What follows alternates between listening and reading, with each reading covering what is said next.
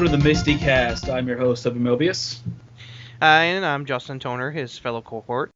Well, on this episode of the MSTieCast, we're going to do something not entirely unheard of for a Mystery Science Theater discussion. Basically, the discussion that every Misty has had. What movies do we think the show should have gotten? Now, I know that it's not... and it was really an issue of money, what they could and could not get. Yeah. But these are basically our fantasy picks within reason. I mean, we'd all like to see them tackle Star Wars or something big budget, but these are things we think they probably could have gotten if they'd wanted to. Yeah. Yeah, and in many interviews and at conventions over the years, the cast has explained, the whole process of there was movies that they wanted to do, they just couldn't get the rights to them. They were just too expensive, and Comedy Central wasn't willing to foot the bill. Or movies that they considered doing, but they ultimately decided not to do because they didn't think they could get a good enough material off of a movie. Like Child Bride was one of the more famous examples of ones that they thought of but decided not to do. No. Yeah. If you want to see how bad Child Bride is, go see the Cinema Snobs review of it from a while back, and it's nauseating. I'm told at one point they considered the movie Freaks.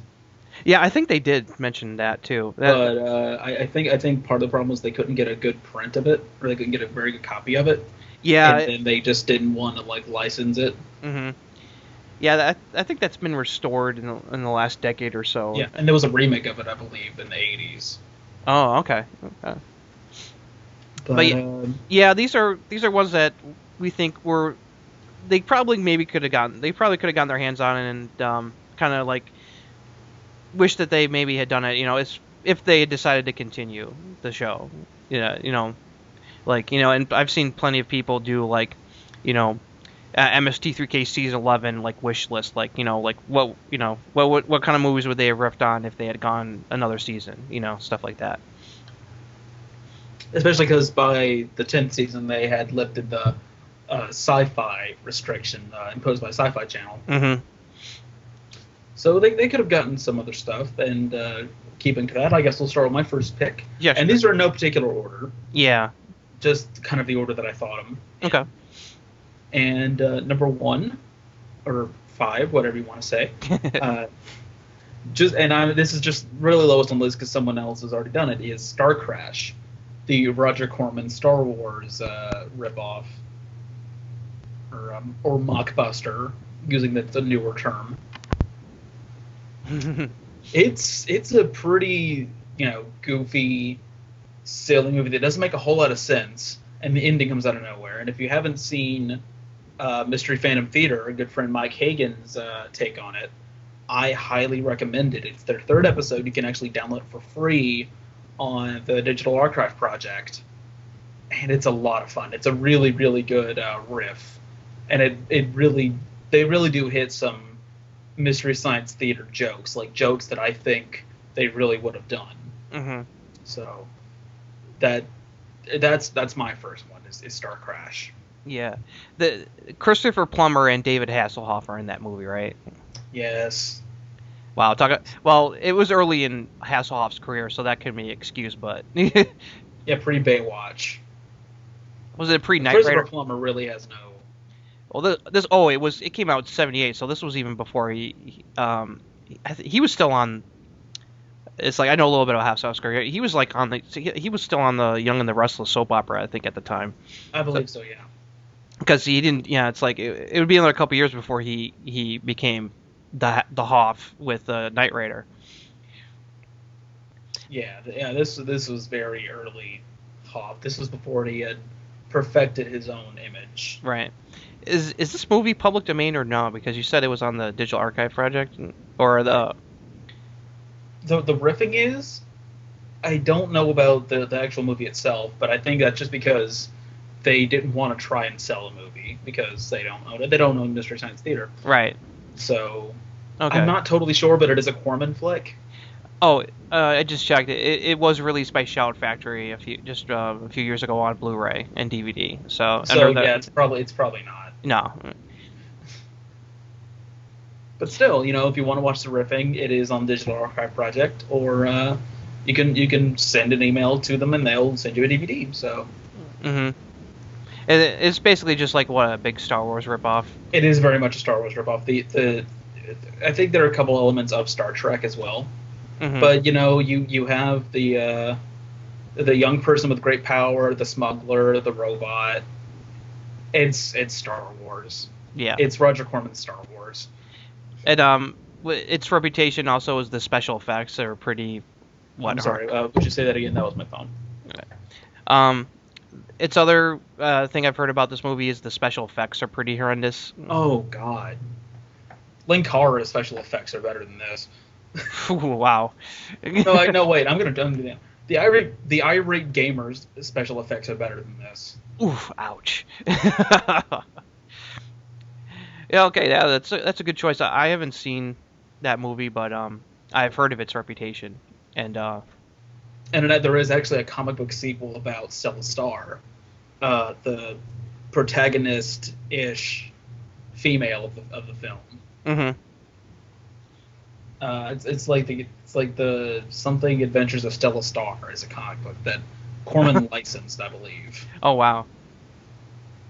Okay, that's a good choice to start. My first choice, this is a pretty well-known schlocky horror movie.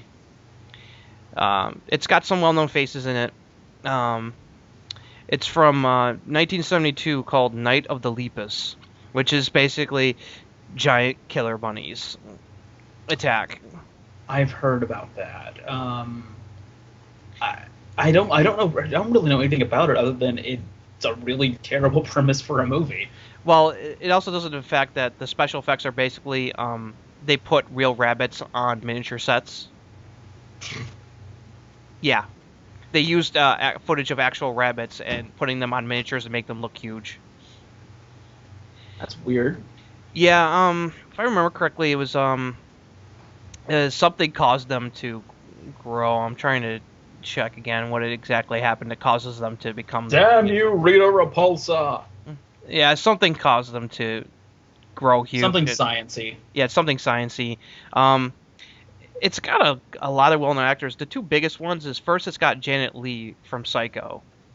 Oh, good. And also two other well-known actors that would be like, let's see, Rory Calhoun and Stuart Whitman. But the other big one that other people like us would know is DeForest Kelley is in this movie. It's got bones in it? Yes. Nice. Yeah. Poor DeForest Kelley. Yeah. When was this made? 1972. Okay. Yeah, it's pretty old. Yeah. It's a pretty infamous bad horror movie. I always wondered why they never got their hands on it. Although maybe because although they did get it's owned by MGM and Time Warner, so not sure if that was the issue, or maybe they thought that since it was kind of a well-known schlocky movie, they decided we're not gonna touch that. But for the same reason they didn't do Plan 9. Yeah.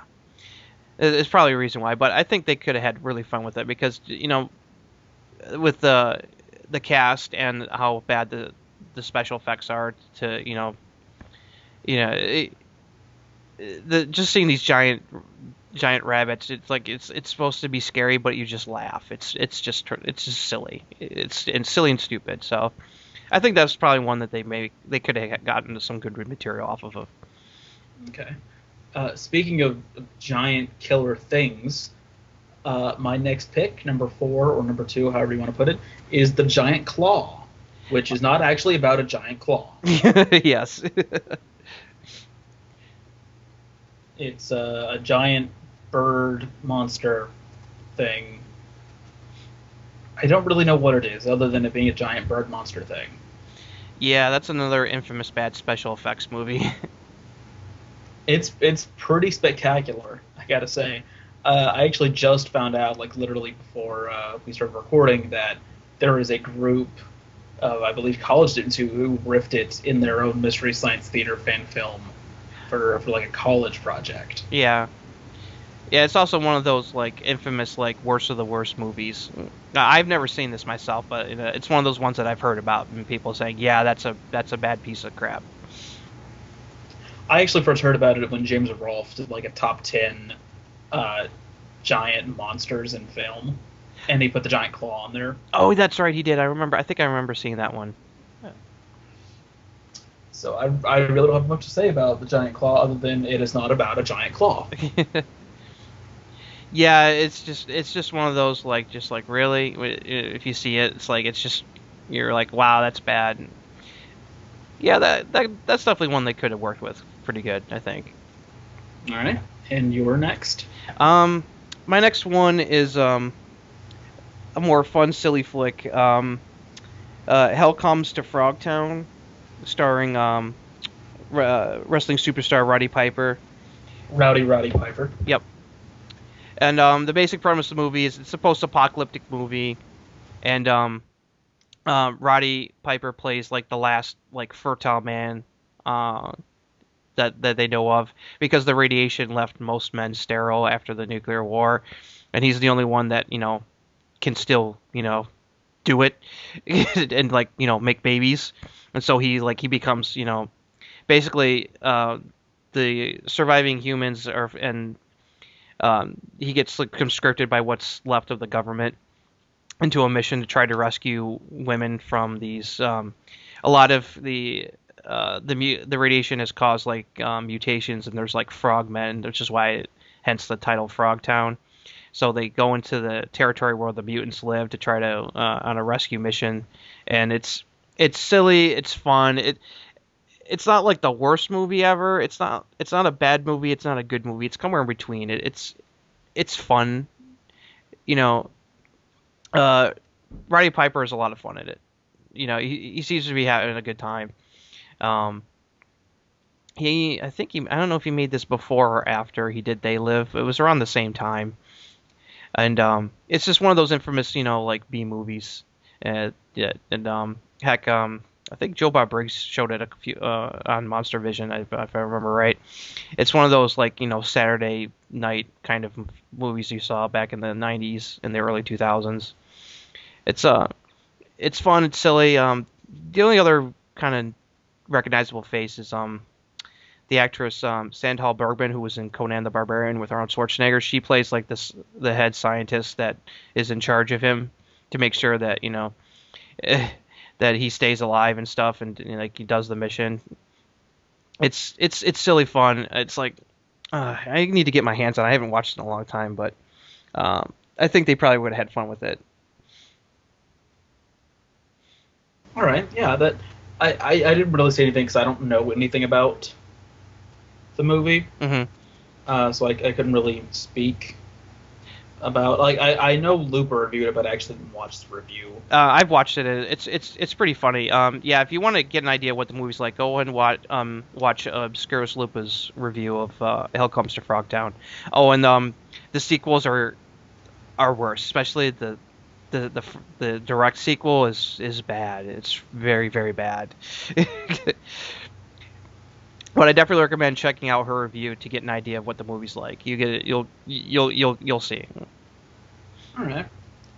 Let's see. My next pick is one that should be familiar to anyone who is a fan of the Spoonie one, especially its star Reb Brown. It is your Hunter from the Future. I think yes. that this would have been a perfect MST3K movie. I can just imagine the kind of skits they will be able to do with it. Oh yes. I already kind of have some jokes in my head for, some of the goofier moments, and it's a pretty goofy movie. So, yeah, saying something. Yeah, this one I agree wholeheartedly with. It was one of the first reviews of his that I watched, and got me. I was like, oh wait, that's Big McLarge huge. It started my education on who exactly Reb Brown was, and thanks to Spoonie, I've understand so much of that guy's filmography and the movies he did, and that one's a real winner. It would have been absolute perfect MST3K fodder. They would have had a blast with this movie, especially if they did it during the sci-fi years after Space Mutiny, because then they could have they could have done all kinds of fun callbacks to Space Mutiny with more new nicknames for Red Brown. And I think that one would have been a better final episode than Diabolic, actually. I could totally see that. For those of you who may not know what this movie's about, it's set up like it's like some prehistoric adventure movie where Red Brown basically plays this like smarter than your average like caveman who is like fights dinosaurs. But the title of the movie kind of gives it away in that. Spoiler alert, it actually takes place far in the future after a nuclear apocalypse, which somehow brought the dinosaurs back. Watch Spoonie's review for him to try to understand that logic. But once it gets to the part where you find out that it's not in the past, it's in a post-apocalyptic future, it gets really silly and a lot of fun. It's like they wanted to make a prehistoric adventure movie, and then halfway through decided they want to do like a future war epic. Yeah. And like, screw it, we're not reshooting anything, just go with it. Mm-hmm. It doesn't make a whole lot of sense, but it's really fun.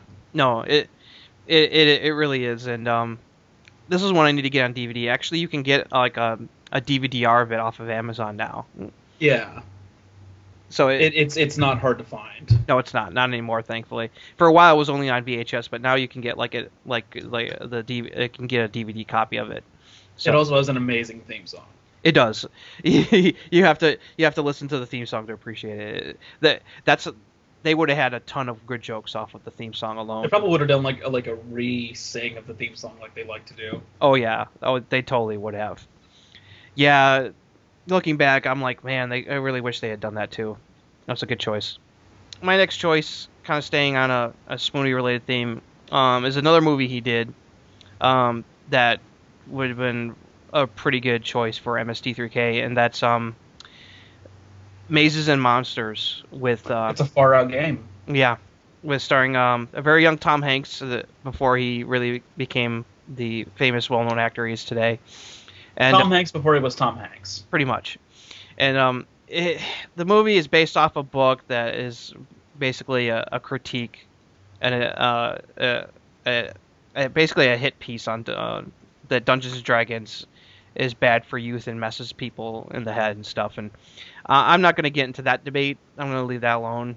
But role-playing games are bad. Yeah, just the idea that role-playing games in general are bad, and that the whole premise of the movie is that Tom Hanks' character and his friends they play a D&D style game, and all of a sudden he starts to lose his mind, and he becomes to think of himself as his D&D style character, and just Pardue, the holy man. Yeah, Pardue, the holy man, and just basically goes crazy, and it kills a man. It kills a man. It's gloriously bad. It's horrible, and Tom Hanks really. It was early in his career, so it's like his acting isn't that great either. So it's like don't expect to go into this expecting a good a good Tom Hanks performance. Yeah. This is one he reviewed and really ripped to shreds for just how bad it is, and it is pretty bad. And I think because all the D&D elements, the MST3K crew would have been able to get some pretty good riffing off of this movie, and the fact that he has Tom Hanks in it, that adds more, fuel to the fire, so to speak. I think that would have been a fun one to watch. I could really see Joel getting into that movie, like a riff of that movie. Yeah. Like I could just kind of see a sketch of them playing like D&D. With Joel as the dungeon master. Crow would probably be like really bad at it. Just absolutely. Trying to bust through. Mm-hmm. And then Suro would just get frustrated and angry. and Gypsy would be surprisingly good at it. Oh yeah, just for the fun of it. Well, especially like the LARPing scene in the movie, I think would be. Oh yes. Like a great sketch for them. Oh, absolutely. Oh, they would that would have been a blast. Yeah, and they could do the multiple hats joke. Mm-hmm. that one character has. Oh yes, yes, that would have been a good running gag. Yeah, this one could have worked in either Joel or Mike era. Either one would have been Yeah. good. I can really just kind of see Dr. Ref. Mazes and Monsters is a very far out game, Joe. Yeah. Oh, but that would have been a good one. Mm-hmm. For my next pick, this one is really just because this is a movie I've seen in its entirety and actually found it in a dollar store. And it's really just because of the bizarreness of the casting, not really the movie itself, although the movie doesn't make a whole lot of sense and it's kind of boring. It is Project Kill, a 1973 movie starring Leslie Nielsen, who was 50 years old. Wow. And it's like hard, not hard. It's like an action espionage movie. Ooh. And the villain is Agent Colonel Sanders, and What? it doesn't make a whole lot of sense. Oh my goodness. It's really it's like, I say it doesn't make sense, but I couldn't pay hard enough attention to it to really understand what was going on. It's actually really boring. Mm-hmm. But I think that there were a lot of opportunities for good jokes.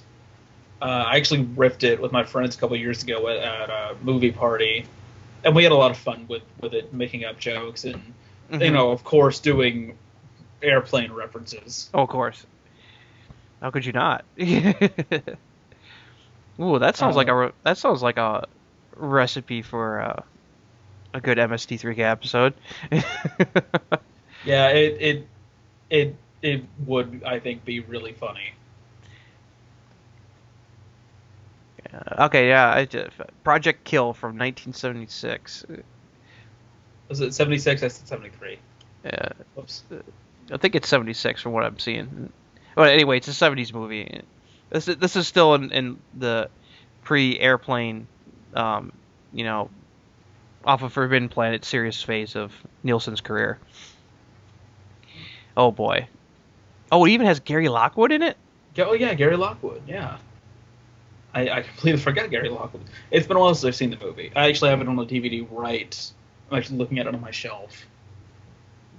Wow. Or maybe hopefully I could get to see this sometime. This sounds like him at that age trying to be an action hero. Oh my goodness. I mean, when they tried to do that in the 90s, that was the joke. Yeah, it was the joke. Yeah. It's Spy Hard. Yeah, and or any of the other movies he was in. Yeah, all the post Naked Gun parody movies he did. Well, the Naked Gun too. Mm-hmm. Ooh, that sounds like a good one. Oh. I think it would have been pretty funny.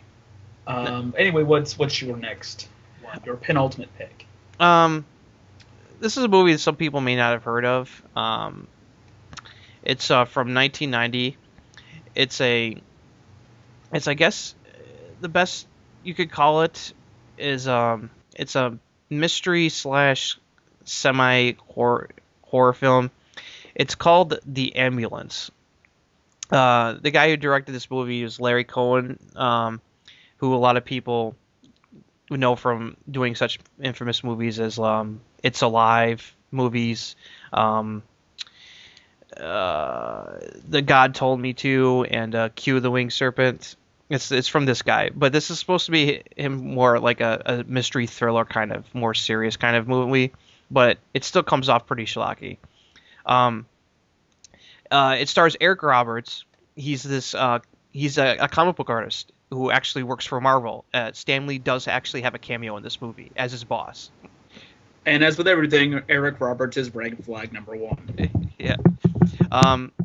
He meets this woman, played by Janine Turner, who people would recognize from like the TV series Northern Exposure. He has a crush on her. One day she gets ill and collapses while they're on the street, and she gets taken by this ambulance to the hospital. And when he tries to go visit her in the hospital, they're like, there's no patient here like that. No one was brought in, and she just like vanishes off the face of the earth. And so he decides to make his mission to try to find out what the heck happened to her. and he begins trying to basically do his own little private eye investigation, trying to figure out what's going on. He runs afoul of the police. Um, he's assisted by this female detective, um, played by this actress you'd probably, if you saw her, you'd recognize her. And her boss, the lieutenant, is played by James Earl Jones, who is like thinks it's all poppycock. Basically, what's going on is that this doctor has these people kidnap people in this fake ambulance and take them to this like secret location in like some dingy warehouse sitting in the city, so that he can perform experiments on them to try to find cures for various illnesses and diseases. They're basically test subjects. And eventually James Earl Jones gets taken out, surprisingly, halfway through the movie. Where this is CNN. He gets taken out, and so then Eric Roberts and the female detective have to spend the rest of the movie trying to expose what this doctor and the people helping him are doing. The evil doctor is played by Eric Braeden, who, if you're soap opera fans, you know is from Young and the Restless. So he's the main villain. It even has red buttons is in the movie. I forget what part he plays. I think he's like some like I can't remember what part he plays, but it's like another well-known face slumming it in this kind of a schlocky movie. I haven't seen it in a long time, but I remember it being really silly, and just all these elements, especially with all these actors in it. It's kind of like, I think it probably would have worked as an MST3K episode. They probably would have had a lot of fun. I mean, just the James Earl Jones jokes alone would probably be worth it. I think it would be a great like Sci-Fi Channel era episode. Oh, absolutely. Especially if it came out after, like, say 1996, because then you could do there's the problem. Doctors and Eric Roberts just don't mix. Yeah. There you go. Yeah, they could make a Doctor Who joke. Yeah. For those who don't know, he played the Master in the 90s movie. Yeah, he was not very good. Yeah, the infamous Fox's infamous TV Doctor Who movie that tried to relaunch the show, and we don't blame Eric Roberts. No, but he didn't help. No. So yeah, it's got a bunch of familiar faces in it. A silly plot, not very well made. I think it would have worked. Yeah, that sounds like it would have worked. That sounds like it would have been a pretty decent movie. Mm-hmm. Like I said, especially in the Sci-Fi Channel era. Yeah. Or the late Comedy Central era, I believe, like the late Mike years. Mm-hmm. My last pick is, if you don't know the connection to MST, it might seem like a strange choice, but I would love it just because they would essentially be laughing at themselves. Mm-hmm. And this movie is Bloodhook. Oh, yes. Bloodhook, if you don't know, was directed by Jim Mallon, who played Mm-hmm. Gypsy for most of the national run Mm-hmm. of the show, and he's the producer of the show. He owns the rights to MST3K right now. And it was his first motion picture, and Kevin Murphy, Tom Servo, and Professor Bobo was, I believe he was, what was he, the key grip? Or was he the cameraman? I don't remember. Let me look it up real quick. I want to say he was the cameraman for the film, or the sound guy. He did something technical. He wasn't actually in the movie. Mm-hmm. I do believe both of them cameo at some point, like just as extras. Yeah. Because they needed people. But I think that would be hilarious for MST3. I believe there's a little bit of nudity in it. Oh, really? But they censor that out. They can cut it. It's fine. The only reason I don't think they would have been able to get it is that it's a trauma picture. Oh, really? Yeah, it's a trauma picture, and while I don't think they would have made them pay too much for it, I don't think they would have been willing to pay whatever Trauma would want, because Trauma would probably want a lot of money. Not a lot of money, but probably more than they were willing to pay for licensing. To my knowledge, I don't think they did any Trauma movies. I'm checking IMDb, see the full cast and crew list, see if Kevin Murphy's listed in there.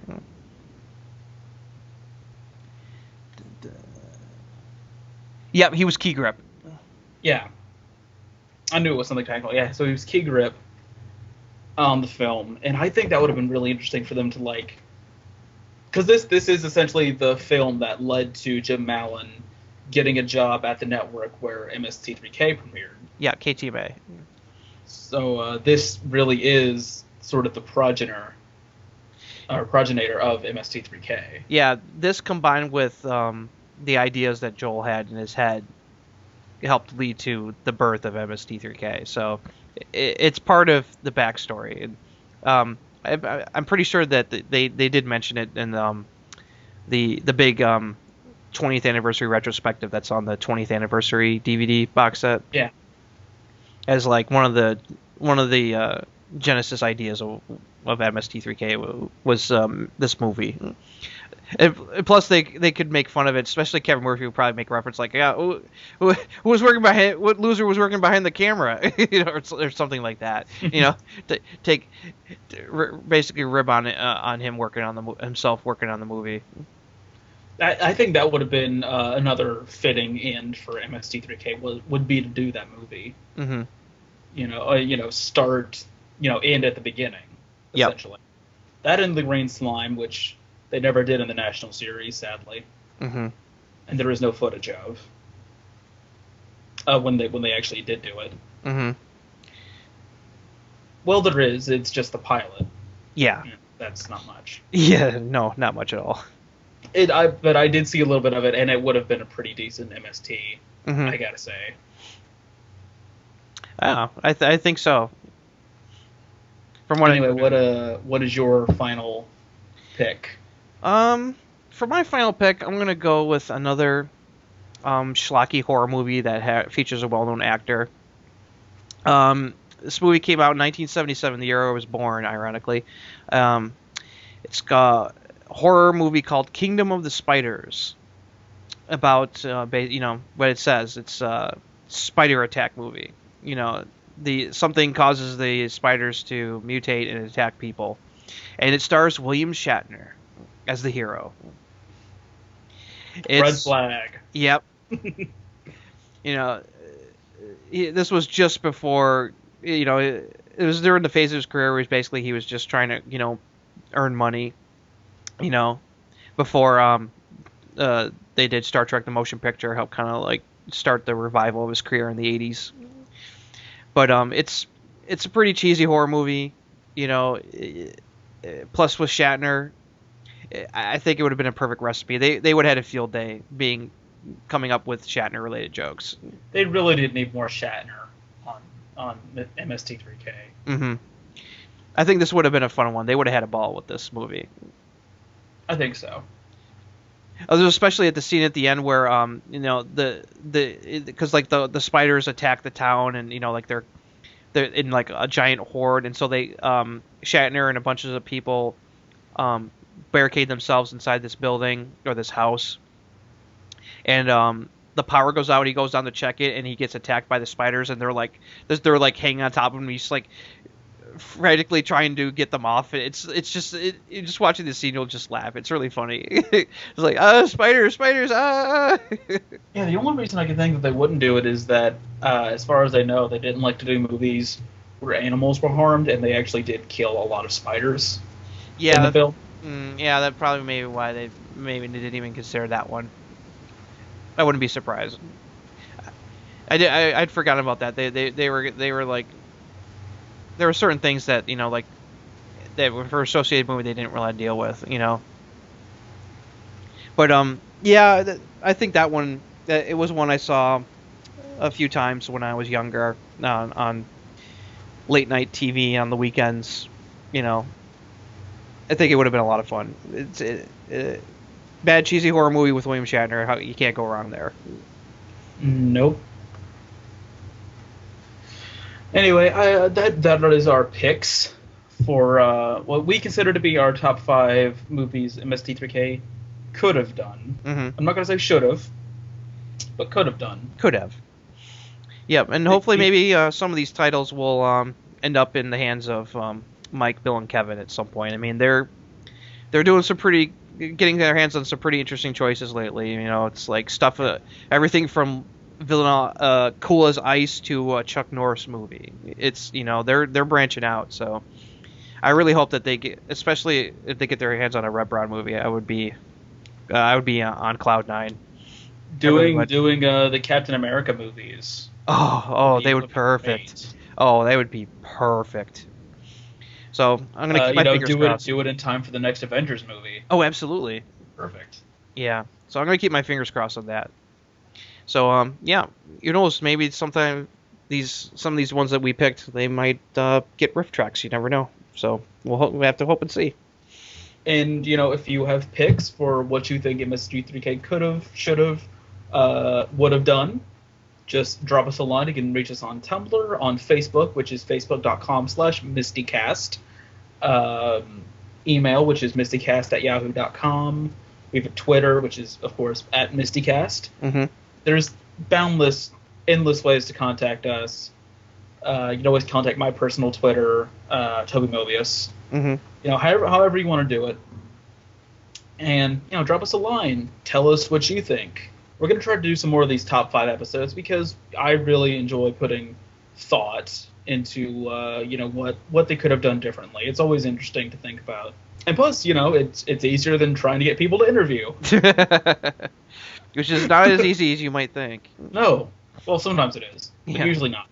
Yeah, I like doing these kind of things too. It's a good thought exercise, and it's fun because there's so many bad movies out there, you know, and you know they're even when they finally decide to retire completely, there's still going to be movies out there. You're kind of like, oh, I wish they would have done this. I wish they would have riffed on that. So this one is a pretty wide open discussion field topic as far as I'm concerned. So hopefully, you know, think about it and drop a line and post your choices. I'm sure there's plenty of ones that people out there can come up with that will be like, oh, I wish I had thought of that one. Yeah, and you know, if we see someone that we really like, we'll mention it in the next episode. Absolutely. So thank you very much for listening. I'm Toby Mobius. And I'm Justin Toner. And this has been the MSTieCast. And this is CNN. Later. Later, guys.